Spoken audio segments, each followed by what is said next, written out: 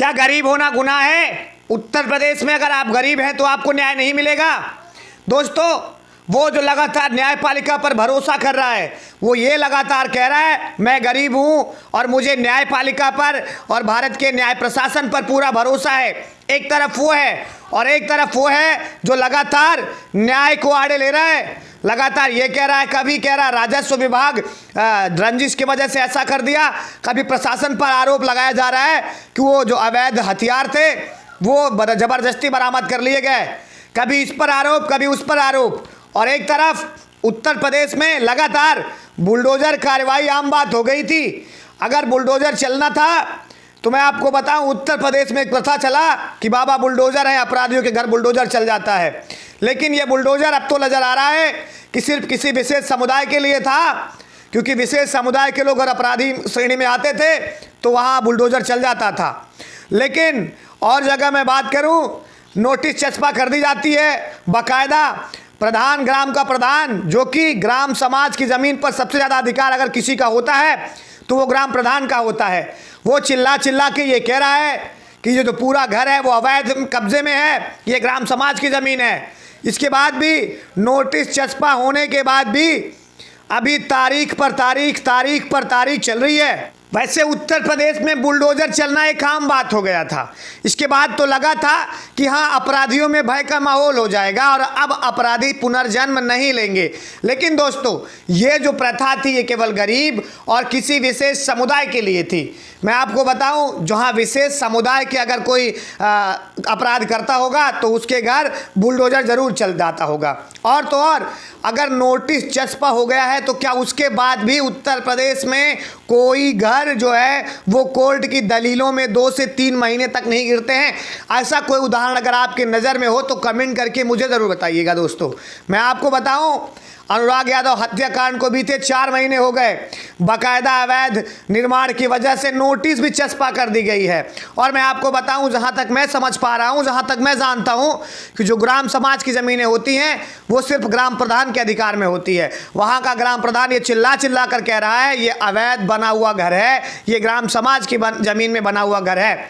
लेकिन कोर्ट लगातार अभी भी दलीलें दे रहा है, एक पे एक सुनवाइयाँ टाल रहा है।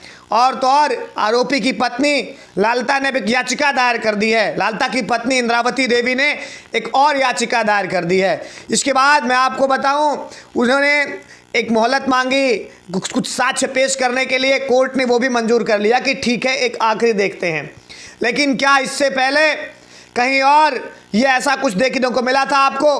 क्या ये सत्ता में जो बैठे कोर्ट में बैठे तहसीलदार जी हैं, इन्होंने और किसी में इतना ज़्यादा दिलचस्पी दिखाई है? क्या वो ऐसा ही राजेश दरोगा है, उसके बाहुबल या उसके पूरा साम्राज्य की वजह से ऐसा करना पड़ रहा है? मैं आपको बताऊं, तमाम ऐसी जगह हैं, तमाम ऐसे केस होंगे आपको पूरे उत्तर प्रदेश में जहां बुलडोजर की कार्रवाई त्वरित देखने को मिलेगी। लेकिन यहाँ पर ऐसा क्यों नहीं हो रहा है? क्योंकि क्या वो राजेश दरोगा जो ऐसा ही है वो एक अच्छी पकड़ रखता है और एक अच्छी मजबूत पकड़ रखने के बाद पैसे से संपूर्ण है। और जो यहाँ पर अनुराग के पिता हैं वो उतना ज़्यादा पैसे से संपूर्ण रूप से नहीं योग्य हैं, इसलिए उनको जो है न्याय मिलने में इतना देरी लग रही है। वो ग्राम प्रधान वीरेंद्र यादव जो चिल्ला चिल्ला के सबको ये कह रहा है ये अवैध ज़मीन है, और उसके बाद भी कहीं कोई सुनवाई होती नहीं दिख रही है। तारीख पर तारीख मिल रही है। मैं आप सभी से एक बार पुनः यह आग्रह करना चाहता हूँ दोस्तों, ऐसा और किसी केस में हुआ है? अगर हुआ है तो कमेंट करके ज़रूर अपनी प्रतिक्रिया दें कि ऐसा हुआ है। और अगर नहीं हुआ है तो क्या सवाल उठाना ठीक नहीं है? क्या ये सवालों के घेरे में नहीं है? अनुराग के पिता लगातार ये कह रहे हैं कि उनको वो सुरक्षित नहीं है क्योंकि उनके बेटे को कहकर गला काट दिया गया। इसके बाद उनका ही नंबर है। प्रशासन के द्वारा 2 गनर मिले हैं। उन 2 गनर कब तक हमारे साथ रहेंगे?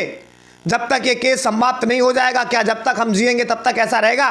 वो अनुराग की बहनें जो लगातार कैमरे के सामने चिल्ला चिल्ला कर ये कही हैं, क्या वो सुरक्षित हैं? प्रशासन के पास इसका जवाब है क्या? मैं आपको बताना चाहूँगा, अभी अनुराग यादव हत्याकांड बीते 4 महीने हुए हैं। अनुराग की तरह हूबहू घटना हुई। सपा नेता राजेश यादव को भी गला काटकर मौत के घाट उतार दिया गया। ये दोनों जौनपुर के कबरुद्दीनपुर गांव का मामला है अनुराग यादव का, और जौनपुर के ही परियाव गांव का मामला है राजेश यादव का। दोस्तों, अगर आरोपियों को अगर एक कठोर कार्रवाई मिलती, बुलडोजर चलता, एक्शन सख्त होते कि तो क्या ये दूसरी घटना होती, क्योंकि अपराधियों के हौसले अब धीरे धीरे बुलंद होते जा रहे हैं। वो बुलडोजर की कार्रवाई सिर्फ किसी विशेष समुदाय के लिए रख दी गई है, वो बुलडोजर की कार्रवाई किसी विशेष समुदाय के लिए रख दी गई है और किसी के लिए नहीं। जहाँ न्याय की बात आती है, जहाँ प्रशासन की बात आती है, वहाँ कहीं ना कहीं कलई खुलती रहती है। मैं आपको बताऊं, वो राजेश दरोगा को इतनी जल्दी ज़मानत भी दे दी गई है, इस पर भी सवाल या निशान खड़े कर दिए गए हैं। क्या इतनी जल्दी 4 महीने में एक अपराधी इतना सब कुछ हो जाने के बाद वो लगातार घर के संपर्क में था और ये आरोप है कि उसने हत्या के लिए उकसाया भी था, उसके बाद भी आरोपी को जेल से बेल दे दिया जाता है? सवाल कई और जवाब सिर्फ प्रशासन के पास है।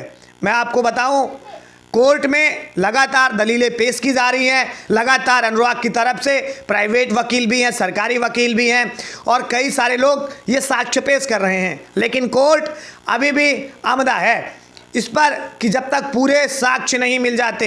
मैं आपको बताऊं, इसके बाद भी दोस्तों, कलालता की पत्नी जो है वो लगातार एक ना एक शिकायतें कर रही है। कभी वो राजस्व विभाग के लेखपाल के ऊपर आरोप लगा रही है कि ये रंजिशवश हमें फंसाने की कोशिश की जा रही है, जो कि यहाँ तक लाया जा रहा है, और उसके बाद कहीं एक तरफ से प्रशासन पर आरोप लगा देती है कि जो असलहे बरामद हुए, जो यहाँ पर हथियार बरामद हुए, वो ज़बरदस्ती के बरामद कर लिए गए, मेरे पास नहीं थे। उसके बाद भी वो गरीब परिवार अनुराग का पिता लगातार ये कहता चला रहे, मुझे प्रशासन पर संपूर्ण भरोसा है, मुझे न्यायपालिका पर पूरा भरोसा है, क्योंकि मैं गरीब हूँ, मैं क्या ही कर सकता हूँ, मैं भरोसे में हूँ कि मुझे न्याय मिलेगा।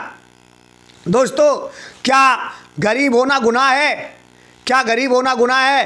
क्या गरीब अगर आप हैं तो आपको न्याय नहीं मिलेगा? ये तमाम चीज़ें हैं जो अनुराग यादव मामले में लगातार सरकार की, प्रशासन की कलई खोल रही हैं। आप कहीं मत जाइए, बने रहिए, सच की आवाज़ आपके बीच लाता रहूँगा। आपका